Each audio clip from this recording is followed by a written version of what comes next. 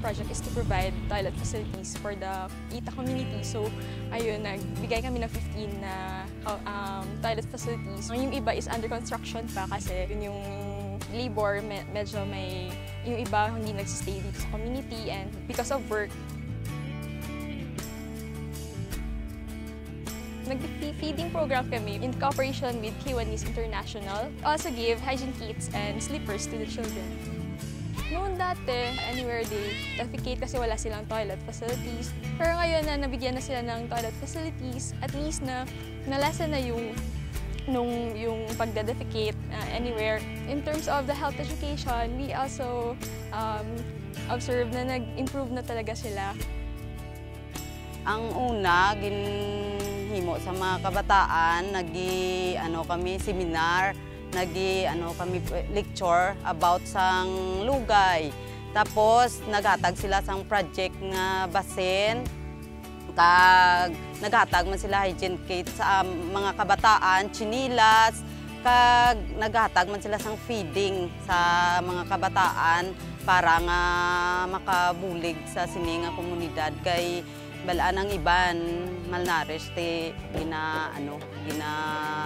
buligan nila para nga mag-improve ang kilo sa mga bata. Sang una nga wala pa ang proyekto sang mga bata, siyempre ang amon nga palibot mahigko kay tungod nga ang mga bata bisan diin lang ga pamuson, wala sila ya sang CR pa. Di dako gid ang akong pagpasalamat sa sini kay siyempre mabuligan na tinlo ang amon komunidad kay hindi na magigko bisan diin kundi ara na gid sa may CR mapamuson ang among kabataan. Ti nang dako gid akong pagpasalamat kay malimpyo ang amon komunidad. Dati sa una kay wala pang mga program ni daw wala gid bilang man kami pulahaw sa mga kabataan naman.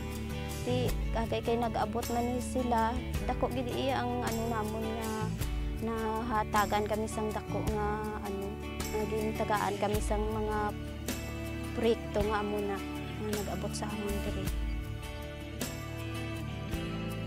Siyempre dako gid ang natun-an ko sa mga gintudlo sa mga kay sa mga kabataan namon gintudloan nila sang maayo nga pagpaninlo kag yung tagaan sa mga para sa mga ilag nga sa amon gid nga wala nga magtinlo kami.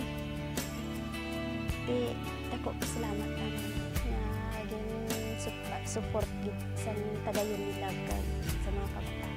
Nagpasalamat gid nga dako nga nabulig nila sa amon kag sa inyo sa tagayon nila kag sa mga estudyante.